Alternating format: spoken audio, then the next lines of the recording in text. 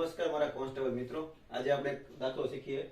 એક વ્યક્તિએ આપેલી સંખ્યાને 7/12 વડે ગુણવાને બદલે 11/16 વડે ગુણે છે, તો નવી મળતી સંખ્યામાં કેટલા ટકા ફેરફાર હશે? પહેલા આપણે જૂની સંખ્યા લખી નાખવાની 7/12, પછી જેમ કરી લેવાનું આ જેમ, પછી નવી સંખ્યા કઈ છે 11/16। હવે આવો જ્યારે દાખલો હોય ત્યારે જે છેદમાં હોય ને એનો બેયનો લસા લઈ લેવાનો। 12 ને 16 નો લસા 48 થશે। 48 થાય તો 2 બાજુ 48 વડે ગુણી નાખ્યું। 48 અહીંયા 48, 12 ચોક 48 થશે અને 16 તેરી 48 થશે। 7 ચોક 28 એમ વિકા, જેમ ની નિશાની એમનો, 11 તેરી 33 વિકા। કેટલાનો વધારો થયો છે આપણે?